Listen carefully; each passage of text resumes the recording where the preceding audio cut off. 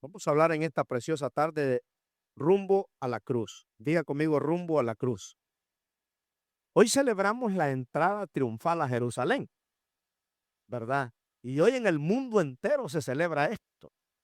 Y las iglesias, ¿verdad?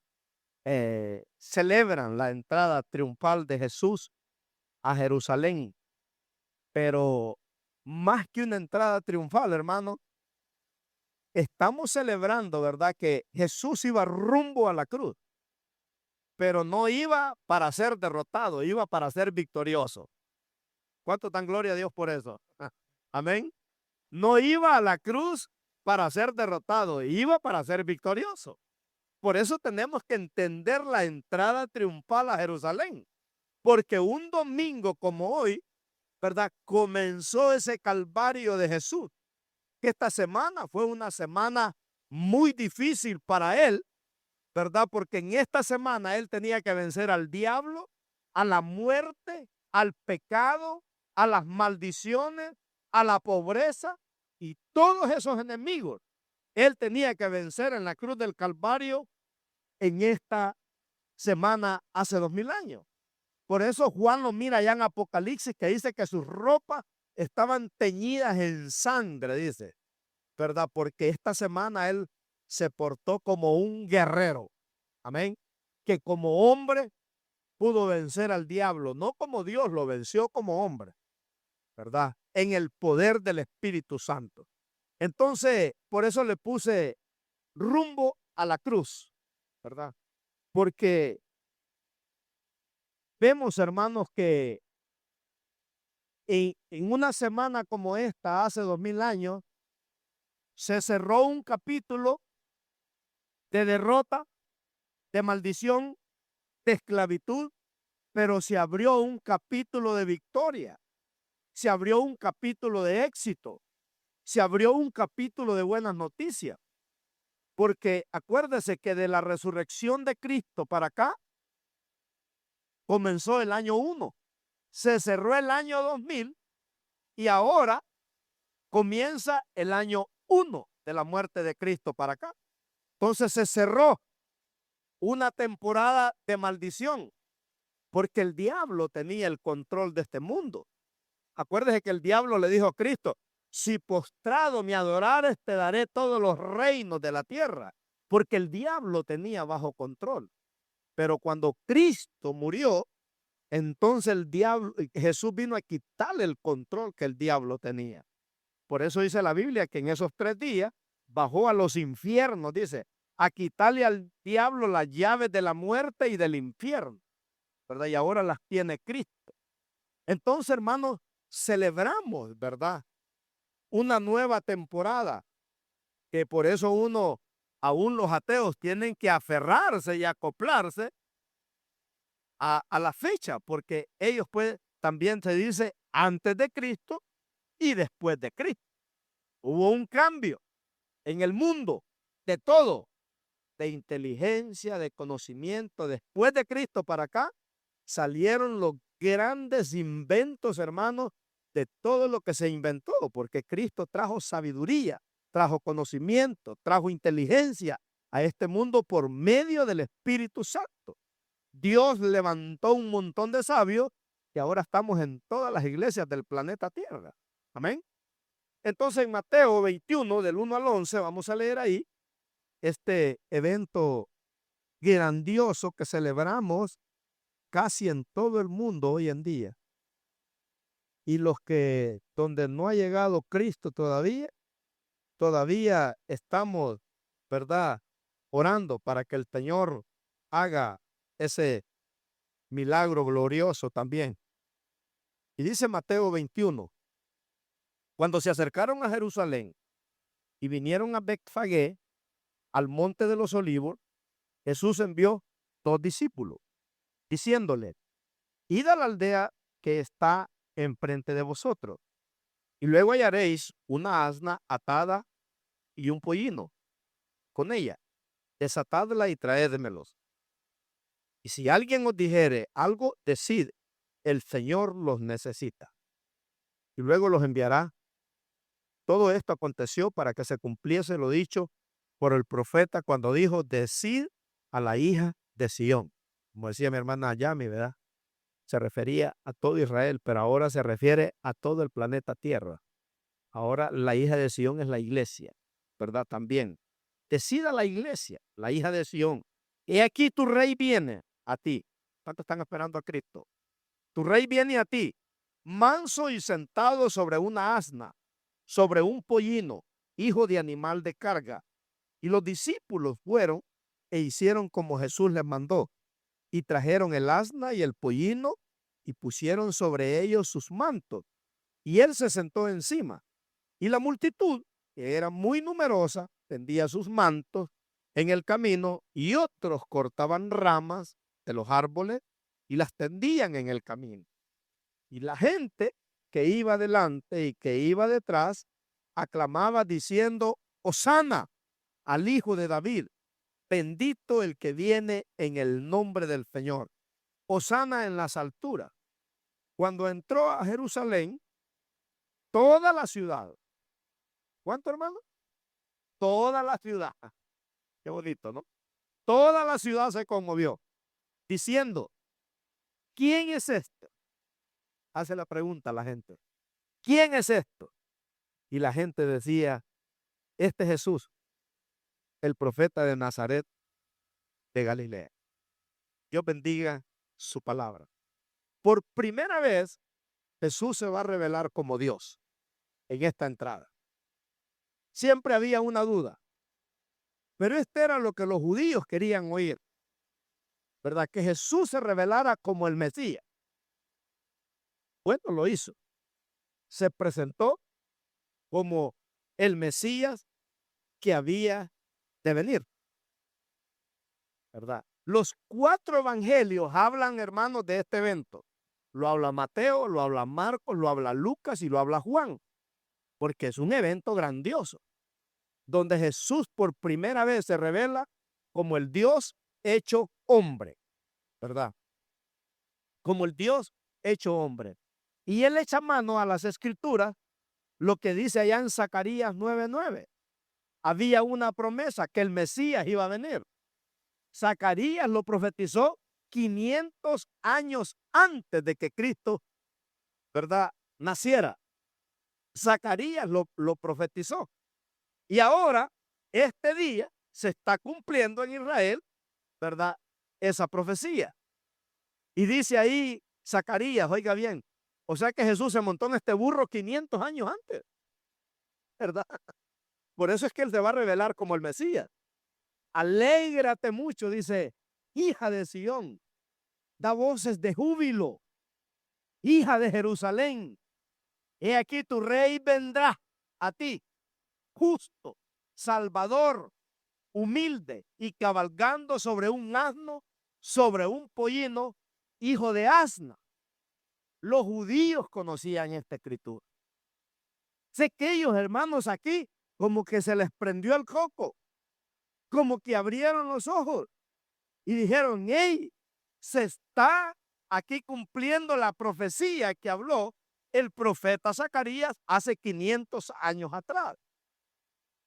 En la antigüedad se creía, hermanos, que una ciudad, ¿verdad?, un hombre que entraba en un burro o un rey que entraba en un burro a una ciudad, entraba en son de paz, no de guerra. Cuando entraba en un caballo blanco, sí venía a guerrear. Por eso Jesús usó un burro. Los reyes del Antiguo Testamento, cuando iban a entrar a una ciudad, entraban en un burro. Salomón, cuando lo ungieron como rey de Israel, David lo mandó a montar en un burro, ¿verdad? Porque era un tiempo de paz que iba a venir para Israel. Entonces aquí encontramos, ¿verdad?, que Jesús trajo paz a tu vida, trajo paz a la familia, trajo paz a las relaciones. Por eso la iglesia tiene que ser un lugar de paz. Que cuando usted viene acá, algo en su alma, hicieron un experimento, hermanos, de la gente que viene a la iglesia cuando entra, ¿verdad? Lo pesaron en una balanza y cuando salieron los volvieron a pesar y muchos pesaban menos. ¿Cuántos quieren pesar menos? Bastante, ¿verdad? Pesaban menos, hermano. Porque de alguna manera, cuando uno viene a la casa de Dios, usted recibe paz. Mire, yo pasé moqueando todo el día hoy. Y yo le dije, Señor, yo no quiero estar moqueando en la predicación. Esa es mala educación. Aquí estoy. No me tomé una pastilla, no me tomé nada. Lo que me tomé fue unas rodillones antes de venirme, me arrodillé, ¿verdad? Y le dije, Señor, yo quiero estar bien. Entonces, mire qué tremendo, ¿verdad? Que a Jesús, Isaías, 700 años. Ahora es Isaías. Ya no es Zacarías. Isaías, 700 años en Isaías 9:6. Isaías, revelado por el Espíritu Santo, él reveló, ¿verdad? En Isaías 9:6 dice, y llamará su nombre admirable, consejero, Dios fuerte, Padre eterno, dice, príncipe de paz. O sea que Jesús trajo paz, hermano, ¿verdad? Jesús trajo paz a la tierra. Por eso es que los hijos de Dios somos gente de paz, somos gente pacífica. En Marcos 11, del 4 al 6, encontramos aquí algo más en este pasaje. Marcos 11, del 4 al 6 dice, fueron y hallaron el pollino atado afuera a la puerta en el recodo del camino y lo desataron. Y uno de los que estaban allí les dijeron, ¿qué hacéis desatando el pollino? Ellos entonces les dijeron, como Jesús había mandado, y los dejaron. Tremendo, ¿verdad? Algunos comentaristas dicen que Jesús tuvo que haberse revelado al dueño del burro una noche antes, en sueño, y decirle, ¿sabes qué? Mañana alguien va a ir a recoger tu burro y tu asna porque yo no necesito. Porque Dios se revela cuando nos necesitan nosotros, hermano. Así que el dueño ya sabía, les dijo a los mozos ahí, a los empleados, hey, si alguien viene a recoger el burro, déselo, ¿verdad? Porque el maestro lo necesita. Entonces yo quiero enseñarle en esta preciosa tarde, hermano, 3 grandes verdades que aprendemos en un día como hoy, cuando celebramos la entrada triunfal de Jesús a Jerusalén, ¿verdad? Hablamos de que iba rumbo a la cruz, pero no para ser derrotado, sino para ser victorioso. Porque hay una religión que dejaron a Cristo clavado en la cruz toda la vida. Pero mi Cristo no se quedó clavado en la cruz. Por eso aquí dice, un donador de sangre salvó mi vida. Porque el próximo domingo vamos a estar hablando de la resurrección. ¿Cuántos se gozan por eso? Porque la tumba está vacía allá en Jerusalén. Entonces, en estas 3 grandes verdades aprendemos, a usted se le dio un bosquejo ahí, ¿verdad? Y en la primera verdad que encontramos es que Jesús tenía, y ahí está el vacío, dice, todo bajo control. ¿Cuántos creen que Jesús tiene todo bajo control? Entonces escríbale, y Jesús tenía todo bajo control. Dios tiene todo bajo control, hermano. Sin la voluntad de Dios, nosotros no estuviéramos aquí hoy. El Señor tiene todo bajo control. Pedro, uno de los discípulos de Jesús, en primera de Pedro 5:7, Pedro nos quiere ahorrar un gran problema cuando nosotros nos sentimos desanimados, ¿verdad? Con ansiedad y todo, que nos sentimos mal, pero no sabemos qué tenemos. Entonces Pedro dice, echando, dice, toda vuestra ansiedad sobre él. Porque él, dice, tiene cuidado ¿de quién? De nosotros. Hay gente que padece de ansiedad. Se siente triste, se siente desanimado. Esta semana tuvimos una noticia caótica allá en España. Una joven de 22 años la violaron hace unos 3 años y ella nunca pudo recuperar su identidad. Y le aplicaron la eutanasia. O sea, ella quería morir.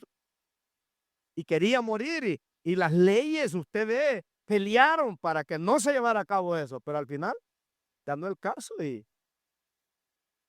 le aplicaron la muerte, porque nunca se pudo recuperar. ¿Será que Cristo no podía hacer algo en esa muchacha? Claro que sí, hermano. Si mire, Cristo es la medicina para todos los males, ¿o no? Claro. Cristo es la medicina para la soledad, Cristo es la medicina para todo.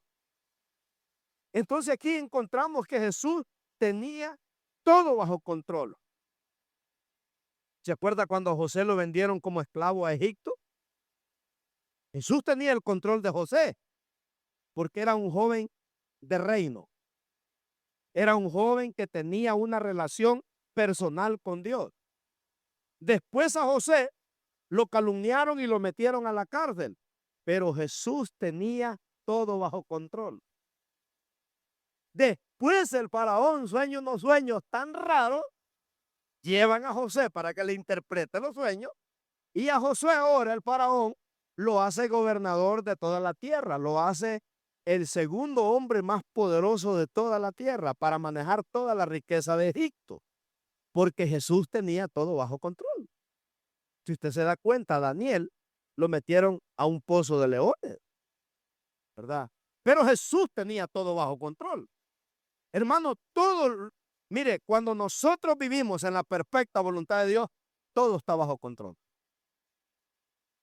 Romanos 8:28 dice, y sabemos que los que aman a Dios, dice, ¿cuántas cosas nos ayudan para bien?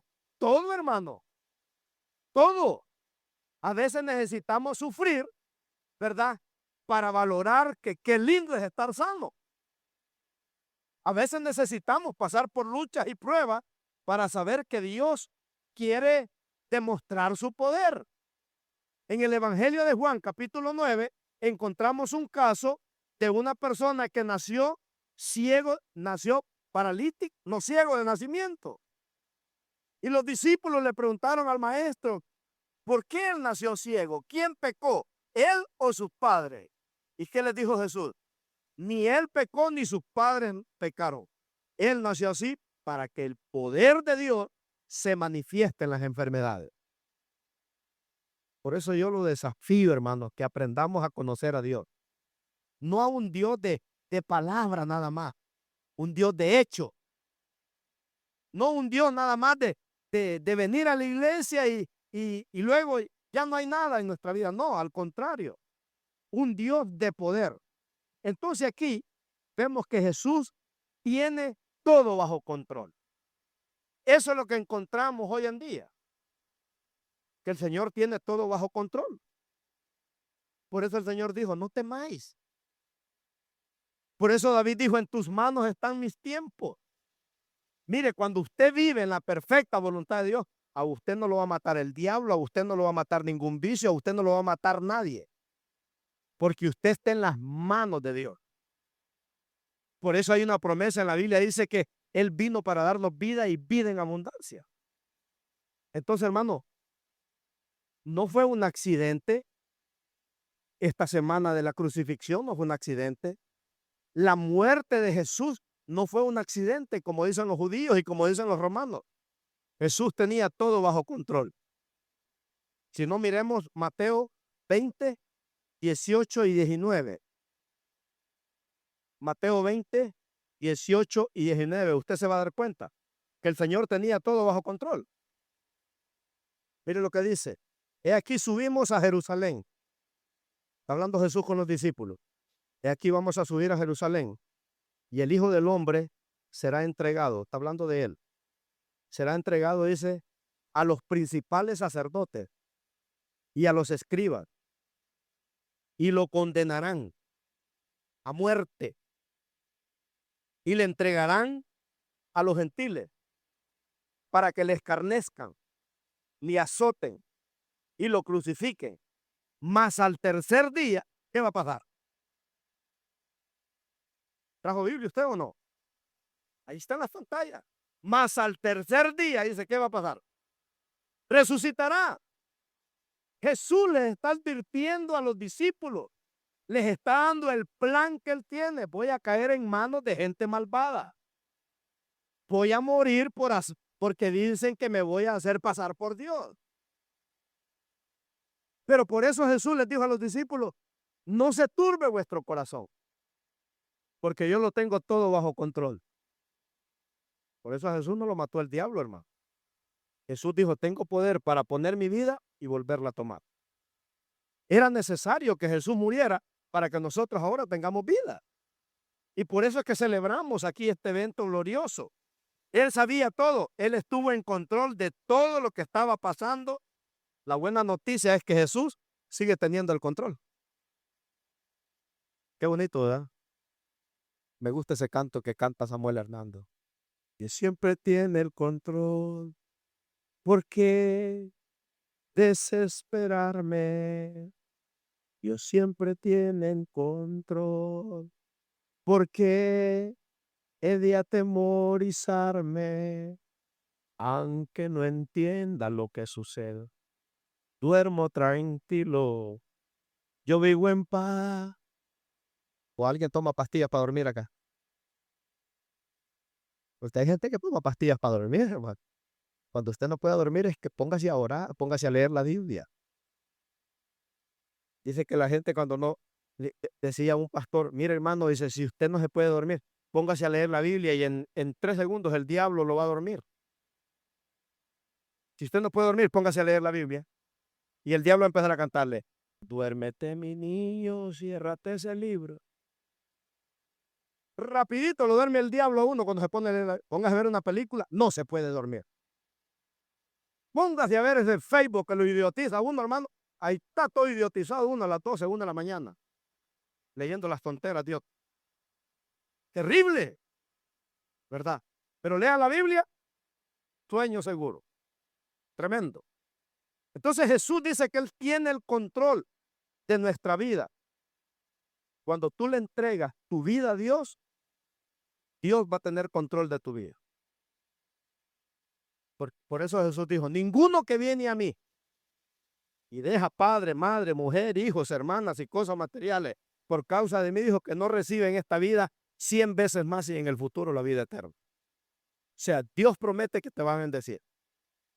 Te va a bendecir en salud, te va a bendecir en familia, te va a bendecir en todo.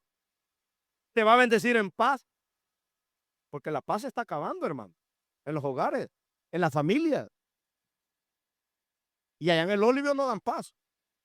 Ahí lo que te dan es tormento, porque el doctor te va a decir, mira una mancha rara en su cuerpo. Y a usted le creyó la mentira del diablo. No, ¿verdad?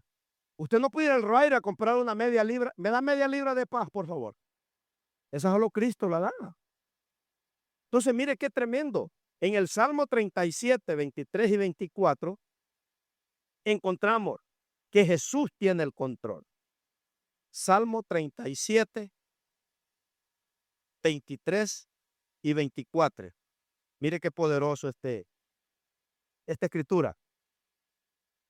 Dice el salmista, por Jehová son ordenados los pasos del hombre, y él aprueba su camino. Cuando el hombre cayere, no quedará postrado, porque Jehová sostiene su mano. Amén. Por eso, hermanos, estamos en las manos de Dios.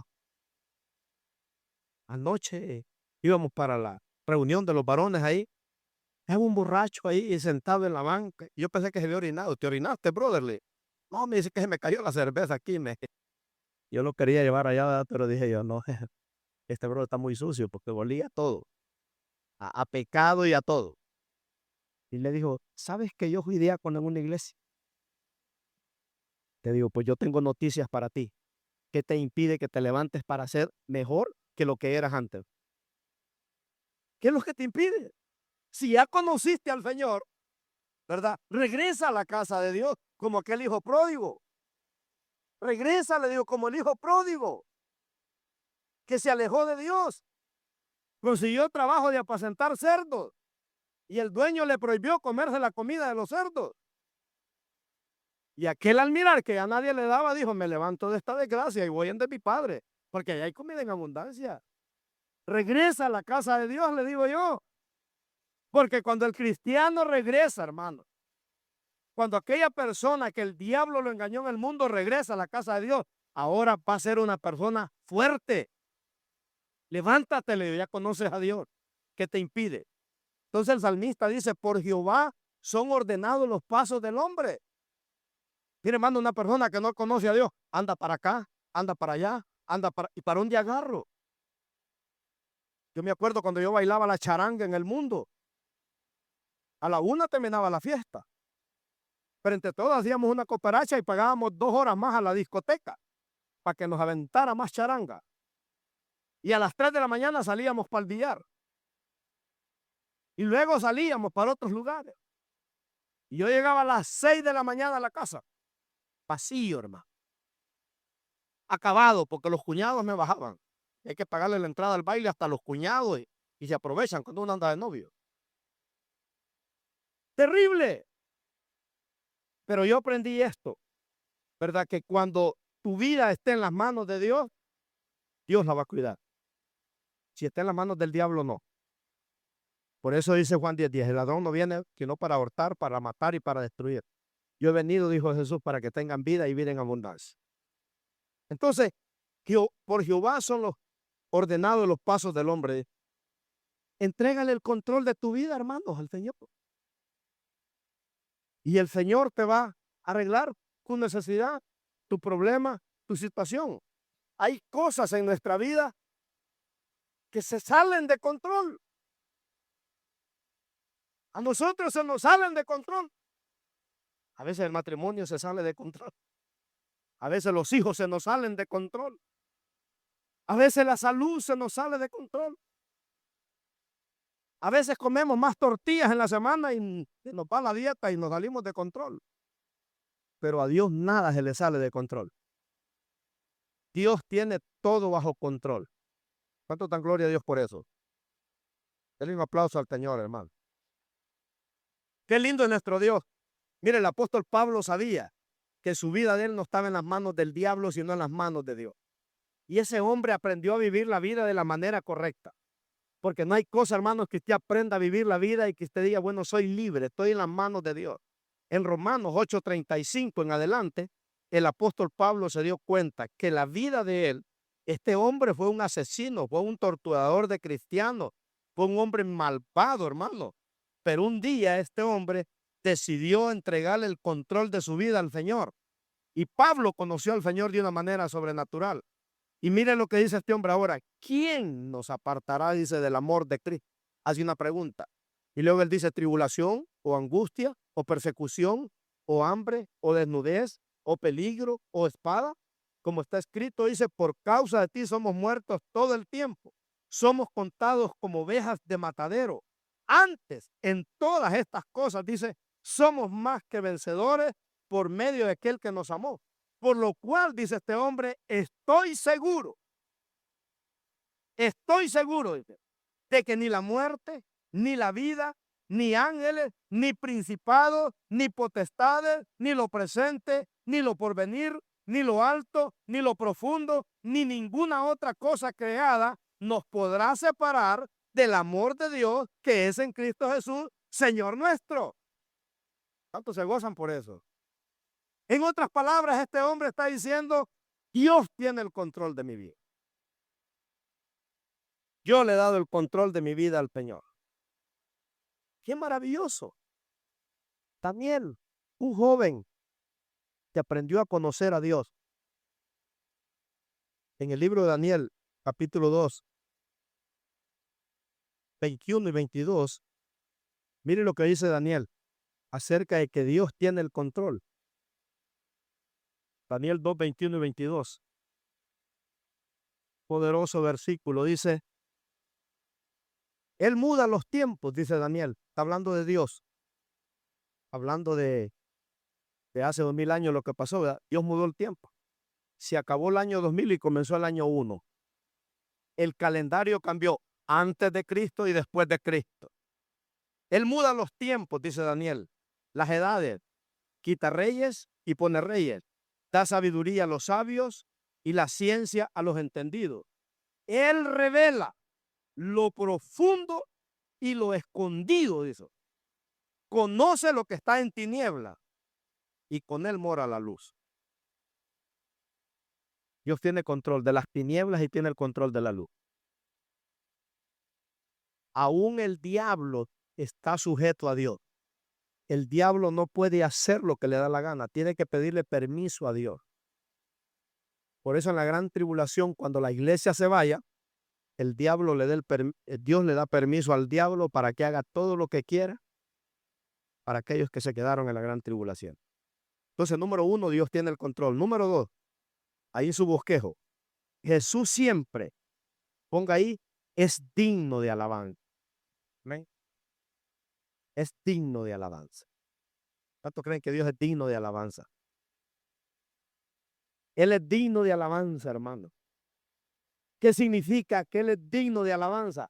Que todo lo que yo tengo se lo debo a Él. Nada puedo decir es mío.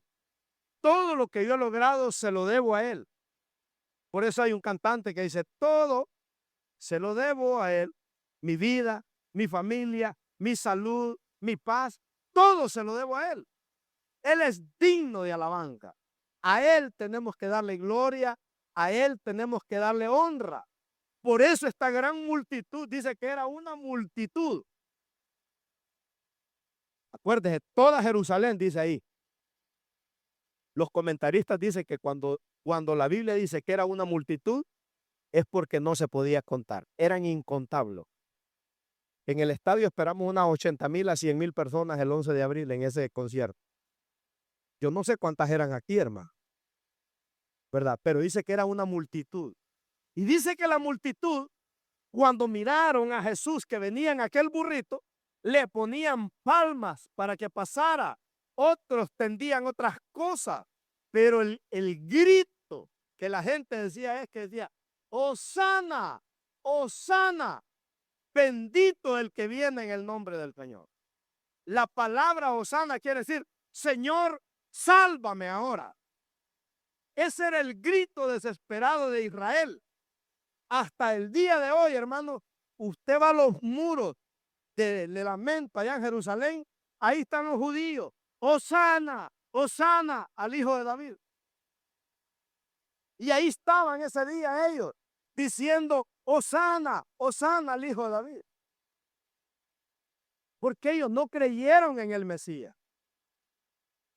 Por eso los que ahora entraron, ¿verdad? Entraron ahí en esa entrada triunfal. El siguiente domingo andaban escondiendo huevos de conejo. ¿Cómo es eso, hermano?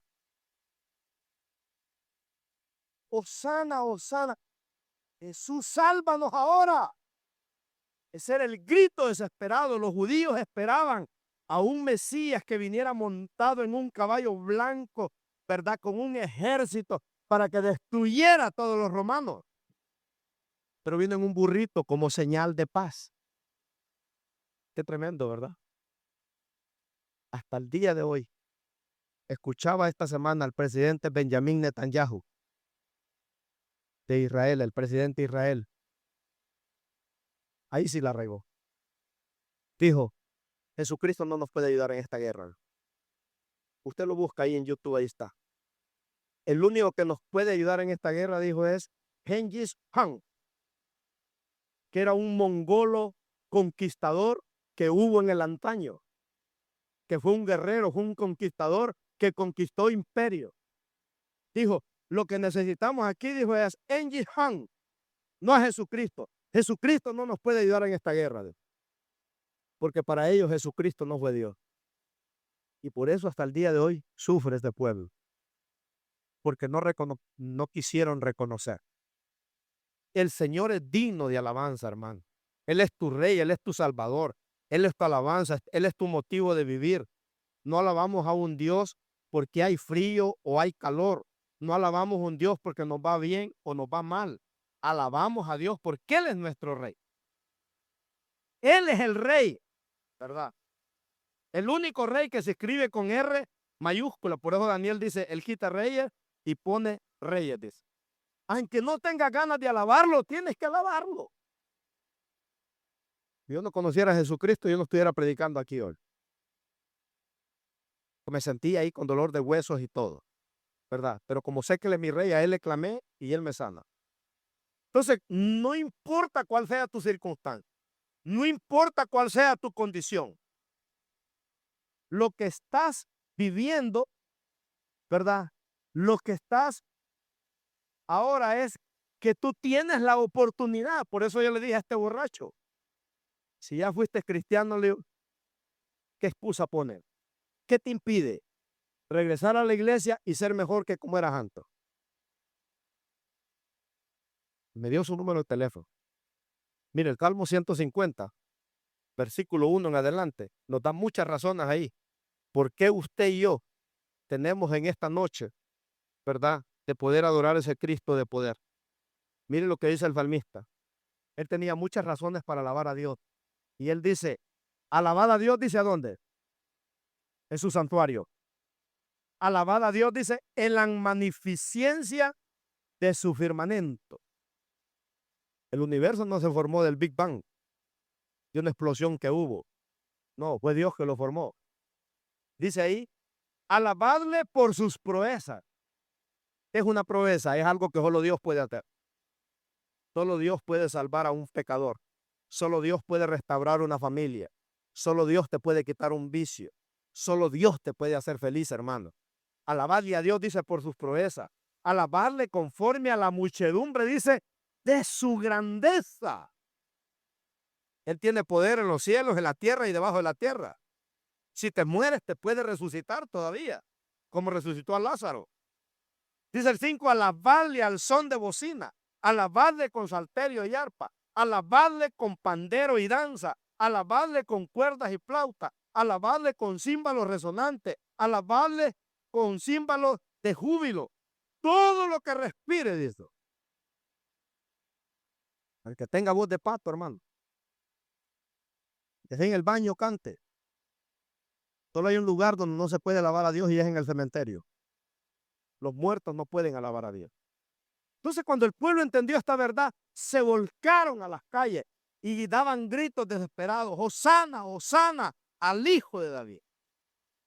O sea que solo Él es digno de alabanza, y cuando la Biblia dice que solo Él es digno de alabanza, no podemos limitar alabanza solo a música. Vamos a alabar a Dios, hermanos, y si no hay música, no lo vas a alabar. No, hay que aprender aquella mexicana cantante, Lena Leal. Quiero una sonrisa cuando todo va mal. Quiero una alabanza en lugar de tu quejar. Porque hay gente que no alaba, no tiene una alabanza, sino una quejabanza, dicen por ahí. Está solo quejando, se pasa.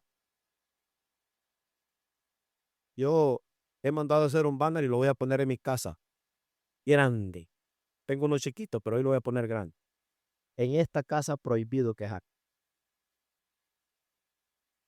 Porque hay que aprender a alabar a Dios.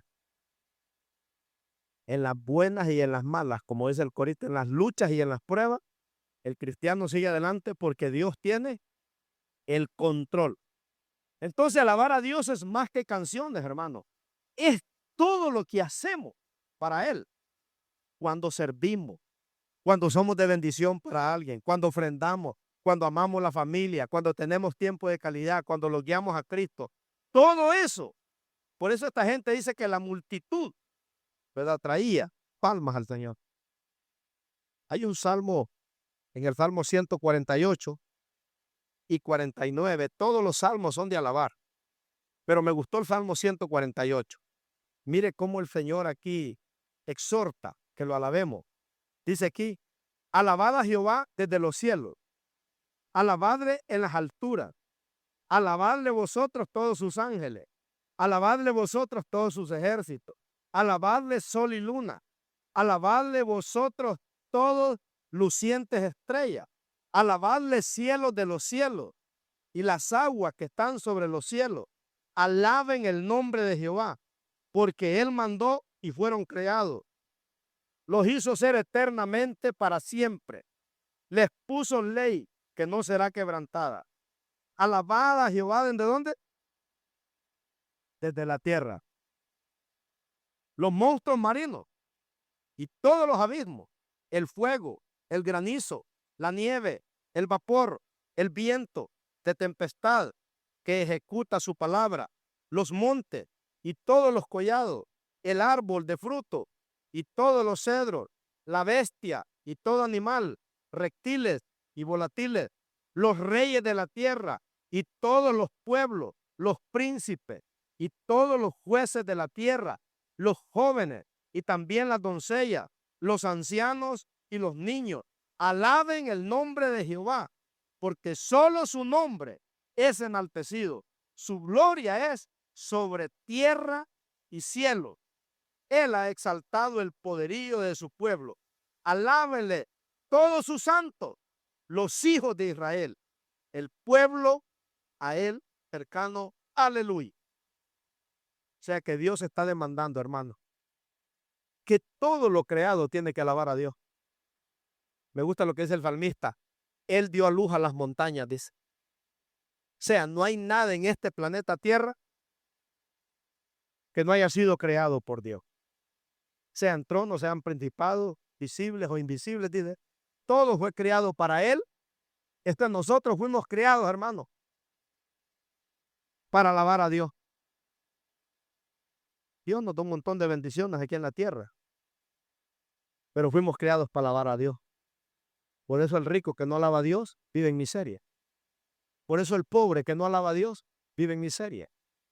Pero cuando usted aprende a alabar a Dios, usted va a entender, hermano, el propósito de la felicidad.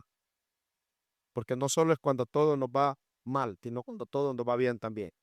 David en el Salmo 34:1 expresa este salmo tan poderoso, ¿verdad? Y mire lo que dice David en este Salmo 34:1. David tiene una serie de crisis. Solo el Salmo 34:1 habla de algo positivo, pero ahí todo lo demás habla negativo. Pero dice David, bendeciré a Jehová, dice, en todo tiempo. Su alabanza estará de continuo, dice, en mi boca. David tenía una frase en su vida, prohibido quejarme. Voy a bendecir a Jehová, dice, en todo tiempo. Entonces estamos aprendiendo tres verdades que nos enseñan, hermanos, esta época que estamos viviendo, de un domingo de Ramos como hoy. No es solo algo religioso.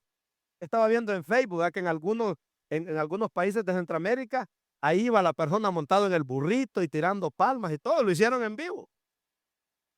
Digo yo que no, pues para conseguir un burro aquí en el Valle de San Fernando está difícil, ¿verdad? Está difícil, entonces, no, ¿verdad? Allá en mi país yo lo consigo. Mi papá tenía como 3 burros allá, machos, mulas y todo, ¿verdad? Montaba en un burro y agarraba por la orilla el cerco, hermanos, y había que aventar de aquel burro porque no se alambraba con uno, ¿verdad? Pero son burros animales porque no hay caso. Pero Jesús lo amansó al burrito, gloria a Dios. Era un burro manso, dice, porque el Señor es bueno para amansar burros y malcriados, ¿verdad? Hay muchos burros que el Señor nos hizo bien mansitos, ya. Gracias a Dios. Entonces, número 1, el Señor tiene bajo control. Número 2, el Señor es digno de alabar. Y número 3 y último, ¿verdad? La tercera verdad es, Jesús siempre es movido por amor. Siempre es movido por amor. Mire, hermano, todo lo que uno haga por amor, lo va a hacer bien. Todo lo que usted haga por amor, lo va a hacer bien.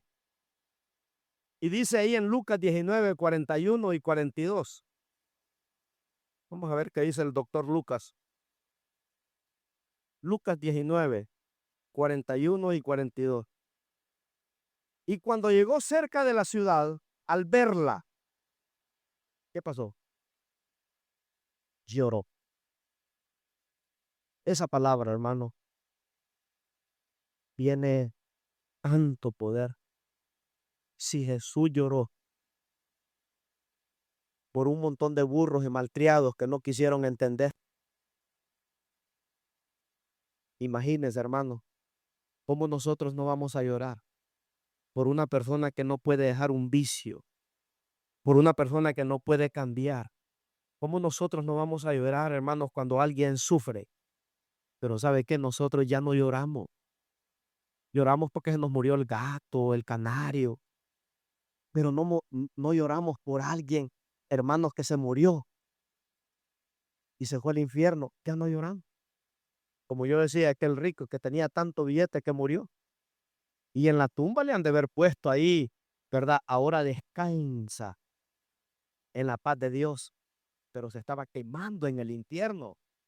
Y cuando llega allá le dice a Abraham, mándale un muerto de aquí a esto, que vayan allá a la tierra y les hablen a mis 5 hermanos que tengo allá, porque no quiero que vengan a este lugar de tormento, porque estaba atormentado en una llama de 11.500 grados de fuego.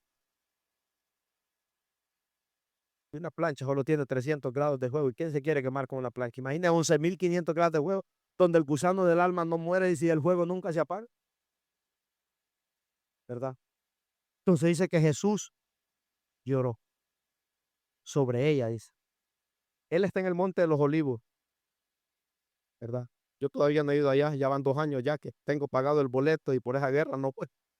Nos mandaron un texto de 3 meses que vamos, pero yo creo que así, porque vayamos. Pero dice que en el Monte de los Olivos está la vista para Jerusalén, una vista hermosa. Se cree que Jesús estaba en el Monte de los Olivos, porque el Monte de los Olivos quiere decir machacado o torturado, quiere decir Hexemaní. Entonces Jesús estaba viendo Jerusalén y dice que cuando la miró, lloró, lloró, porque él iba a entrar a Jerusalén, pero no iban a creer en él. Hermano, qué triste es que hay gente que no quiere creer en el Señor, de corazón. Y dice aquí, y cuando llegó cerca de la ciudad, al verla, lloró sobre ella, diciendo, oh, mire, ahí está un signo de admiración ahí. Oh, si también tú conocieses, a lo menos en este tu día, lo que es para tu paz, mas ahora está encubierto de tus ojos, porque vendrán días sobre ti, cuando tus enemigos te rodearán con vallado, te sitiarán y por todas partes te estrecharán y te derribarán a tierra y a tus hijos dentro de ti. No dejarán en ti piedra sobre piedra, por cuanto no conociste el tiempo de tu visitación. Qué tremendo, ¿verdad? Qué tremendo. Israel ha sufrido mucho, hermano. Los judíos han sufrido mucho, porque ellos todavía no creen que Jesús es Dios. Ellos siguen orando que Jesús venga pronto y que va a venir es el anticristo. ¿Y sabe qué va a venir el anticristo? A hacer la paz. Deje el relajo que tienen allá ahorita, allá el oriente, que están matando todo por el amor al petróleo. El anticristo va a venir a hacer la paz con ellos. Pero una paz, dice la Biblia, engañosa. Porque después de eso viene la guerra, de ahí viene el hambre y ahí viene la muerte. Esos son los 4 jinetes del Apocalipsis. Entonces dice que Jesús lloró al ver aquella ciudad, hermanos, que no iban a reconocerlo a él, sino que lo iban a matar. Mire, hay una película, yo la vi una vez, se llama The Judas Project, el proyecto de Judas, en inglés, ¿verdad? No sé si la traducieron al español, pero se llama el proyecto de Judas. ¿Y sabe cuál es el mensaje ahí? Jesucristo anda con botas, con blue jean, con camisa manga larga, con sombrero. Los discípulos andan en grandes carrazos, ¿verdad? Y hacen milagros y todo. Pero el mensaje ahí es que si Jesucristo vuelve a venir en este tiempo, lo volvemos a crucificar. Ese es el mensaje que nos da esa película. Y Jesús dijo aquí, lloró, dice, lloró. Entonces, ¿qué encontramos aquí en este final, hermano? En esta verdad, que Jesús siempre es movido por el amor. Todo lo que Dios hace con nosotros no es porque nosotros lo merezcamos y nosotros somos rebeldes, hermano. Nosotros somos burros. Pero todo lo que Dios nos da es por su amor. Mire, en Lamentaciones 3:22, mire lo que dice Jeremías. Aquí vamos aterrizando ya. Lamentaciones 3:22, dice el profeta Jeremías, por la misericordia de Jehová no hemos sido consumidos, porque nunca decayeron sus misericordias. Nuevas son cada mañana. Grande, dice, es tu fidelidad. Hermoso. Romanos 5:8 dice el apóstol Pablo, mas Dios muestra su amor para con nosotros, dice, en que siendo aún pecadores, Cristo, dice, murió por nosotros. Entonces, ¿qué lo motivó a Jesús a ir a la cruz? Un amor incondicional por la humanidad. Él dio su vida por nosotros, hermano, ¿verdad? Decía mi pastor, usted puede decir que usted le puede decir al Señor que usted lo odia con todas sus almas, con toda su alma, pero el Señor dice lo sigue amando, ¿verdad? Porque todo lo que Dios hace, Dios nos bendice por favor. Por eso dice aquí, nunca sus misericordias han decaído, dice. Esto es importante que usted y yo lo sepamos, hermanos, que tú vivas con esta verdad en tu corazón, que Jesús tiene el control de tu vida, número uno, que Él merece, que Él es el único digno de alabanza y que Él todo lo que hace, lo hace por amor. Aún en los momentos de tristeza, de dolor, ¿verdad? Jesús nos sigue amando. Aunque andemos torcidos, el Señor nos sigue amando. Él tiene un plan de vida para cada uno de nosotros. Y el plan de vida es su amor, ¿verdad? Por eso Jesucristo no sirve, decía el presidente en esta guerra, decía, porque Él no vino a matar.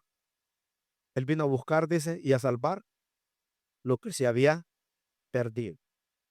Entonces, entendiendo que Jesús vino por amor y lo que lo mantuvo en esa cruz no fueron los clavos romanos. Él se pudo soltar esos clavos romanos, pero lo que lo mantuvo en esa cruz a Jesús, esos clavos romanos, hermanos, fue el amor por ti, por ti, por ti, por ti. Amén. Eso fue lo que nos dio la victoria. Eso fue lo que nos dio el poder. Eso fue lo que nos dio el triunfo. Su amor, su poder, su gracia bendita. Eso fue lo que nos dio la victoria.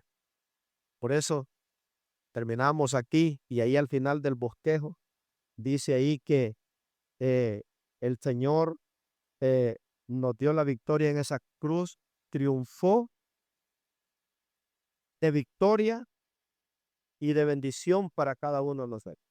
Ahí nos dio el triunfo, ahí nos dio la victoria y ahí nos dio la bendición a cada uno de nosotros.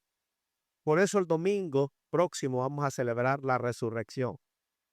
Un donador de sangre salvó mi matrimonio, salvó mi familia, salvó mi salud, me salvó de irme a la condenación eterna. Un donador de sangre. Por eso hay tantos trataditos, mire, lléveselos y compártalos con sus amigos. Póngase de ti, vamos a orar. Padre, gracias te damos por tu palabra. Gracias por este día, darnos el tremendo privilegio, Señor amado, de poder hablar de esa victoria que tú nos diste en la cruz del Calvario. Ahí mis maldiciones, Señor, se destruyeron. Ahí mis enfermedades se destruyeron. Ahí mi pecado fue hecho pedazo. Ahí la muerte fue destruida. Ahí los planes del diablo fueron destruidos. Y por eso ahora nosotros celebramos en este día la victoria de Cristo sobre los demonios, sobre las obras del diablo, sobre las malas noticias, sobre todo vicio, sobre toda obra de miseria. Señor, ahora podemos decir, hosana, hosana en las alturas.